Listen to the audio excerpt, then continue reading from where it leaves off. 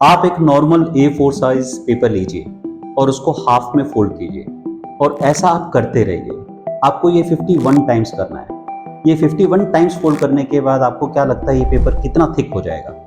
आपके पाम के जितना, एक ट्री के जितना, एम्पायर स्टेट बिल्डिंग जितना, कितना? वो सन को क्रॉस कर जाएगा। अब आप सोच रहे होंगे क्या बकवास कर रहा है कि सन सूरज को क्रॉस कर जाएगा। ऐसा ही है, यही है पावर ऑफ कंपाउंडिंग। आइए इस पावर ऑफ कंपाउंडिंग को समझते हैं।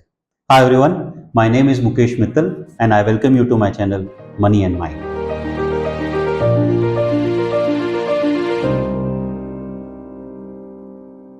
अब ये अनबिलीवेबल लगाना, ये मैजिकल लगाना, ये मैजिक है कंपाउंडिंग का।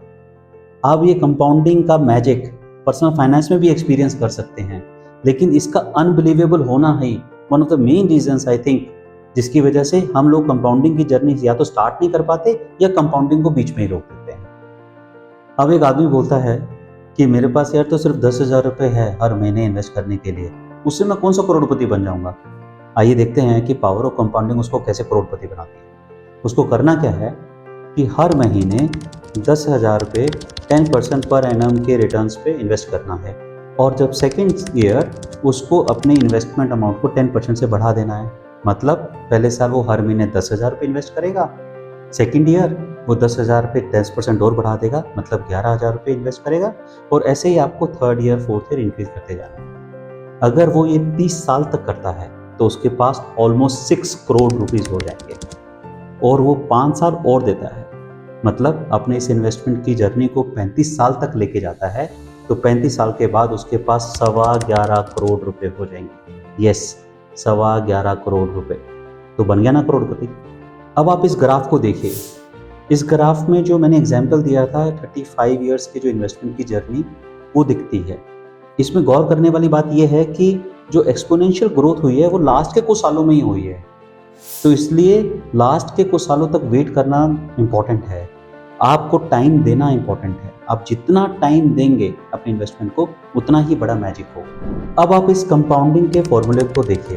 इसमें आपको दिखेगा पीवी कि कितना आप इन्वेस्टमेंट करते हैं, आर कितने रेट ऑफ रिटर्न पे इन्वेस्टमेंट करते हैं और टी कितने टाइम के लिए इन्वेस्ट करते हैं। हम लोग मोस्टली क्या करते हैं, हम लोग पीवी मतलब कि कितना अमाउंट इन्वेस्ट करते हैं उस पर फोकस रहते हैं।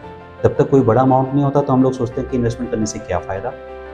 आर हम लोग उस पर फोकस करते हैं कि यार ज़्यादा रेट ऑफ रिटर्न नहीं है तो क्यों इन्वेस्टमेंट करना। हम लोग फोकस नहीं करते हैं टी पे। लेकिन अगर कंपाउंडिंग में देखा जाए तो सबसे इंपॉर्टेंट चीज़ टी है। कंपाउंडिंग का मैजिक होता टी से है, जैसा हमने प्रीवियस एग्जाम्पल्स में समझा। इसलिए टी बहुत इंपॉर्टेंट है। अपने इन्वेस्टमेंट को ज़्यादा से ज़्यादा टाइम दीजिए कंपाउंड होने के लिए। अब सवाल ये उठता है कि हम लोग अपने इन्वेस्टमेंट्स को ज़्यादा से ज़्यादा टाइम कैसे दें। आपको इन्वेस्टमेंट को बट नेचुरली ज़्यादा टाइम देने के लिए आपको इन्वेस्टमेंट की जर्नी जल्दी स्टार्ट करनी होगी। आप जितना जल्दी स्टार्ट करेंगे तो उतना ही टाइम दे पाएंगे। इन्वेस्टमेंट को जल्दी स्टार्ट करना बहुत इंपॉर्टेंट एस्पेक्ट है।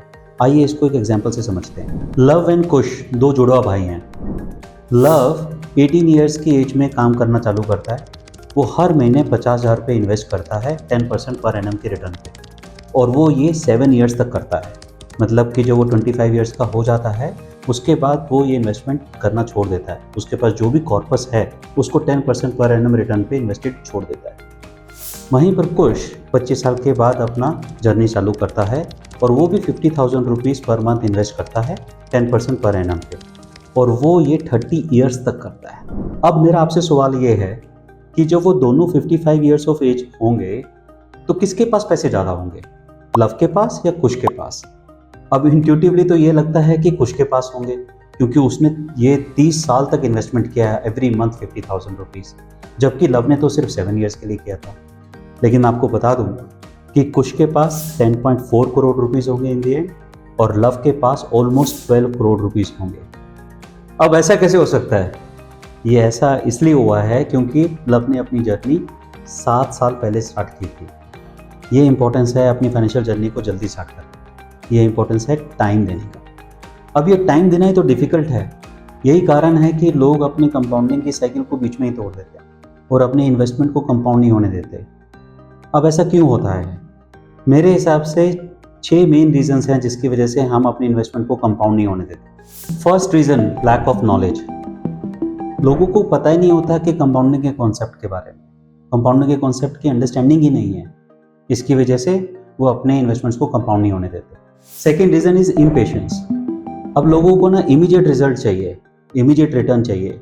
दे are there for the short term benefits, लेकिन कंपाउंडिंग लॉन्ग टर्म खेल है, इसलिए कंपाउंड नहीं कर पाते। Third reason, fear and uncertainty. अब मार्केट के उतार चढ़ाव से और मार्केट में जो अनसर्टेनिटी है उसकी वजह से काफ़ी लोग अपने इन्वेस्टमेंट को बीच में ही निकाल देते हैं और कंपाउंडिंग को होने नहीं देते।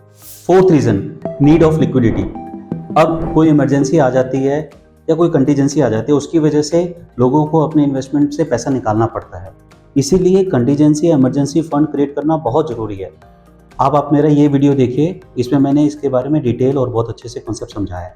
Fifth reason, lack of discipline. अब मैंने ये कंपाउंडिंग का कॉन्सेप्ट आपको समझा दिया, अब उसके बाद आप शायद मोटिवेट भी हो जाएं कंपाउंडिंग की जर्नी को स्टार्ट करने के लिए, लेकिन इसको कंटिन्यू करने के लिए आपको डिसिप्लिन की जरूरत पड़ेगी।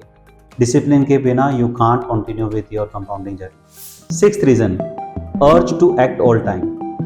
अब क्या होता है कि इन्वेस्टमेंट की जर्नी है ना बहुत लंबी है, और इस इन्वेस्टमेंट की जर्नी में ना हमें कुछ ना कुछ करने का मन करता है, और ये जो स्ट्रॉन्ग अर्ज ऑफ करना है ना, that can break our cycle of compounding.